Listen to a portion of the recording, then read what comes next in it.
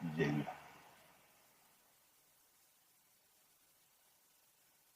Нас называют осетинами, но это имя внешнее, навязанное, позднее.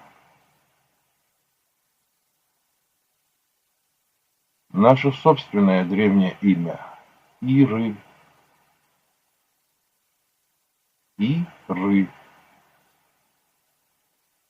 А имя нашего народа – Ирата. Ирата. И это не фантастика. Это не фантастика. Это не фантазия. Это не миф. Это не сказки. Это язык. Это структура имен, фамилий, топонимов, которые до сих пор живы. Ир – это имя земли. Ир – это имя народа. Ир – это корень, из которого выросло то, что сегодня называют Ираном, Арианной. Иран –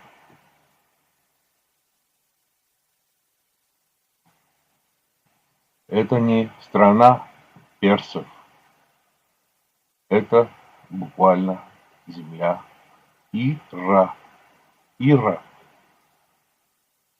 Наше собственное древнее имя было вытеснено, заменено.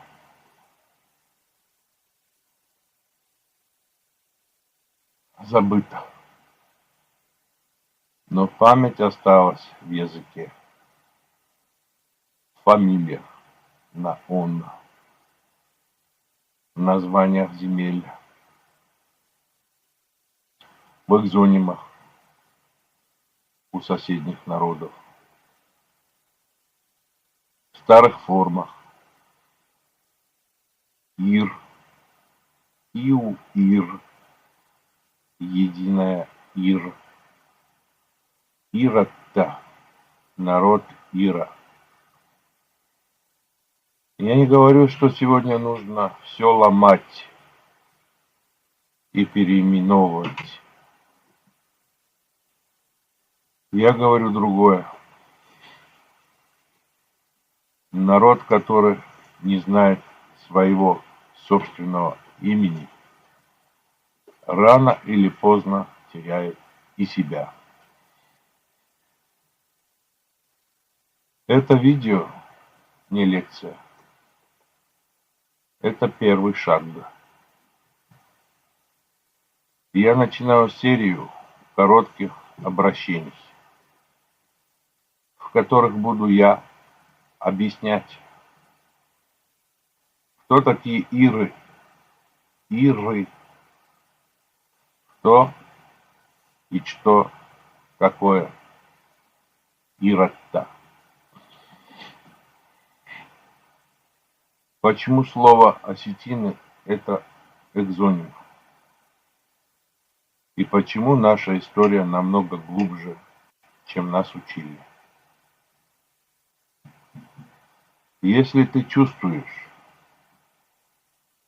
что тебя задело хотя бы одно слово из сказанного мной, оставайся. Это только начало.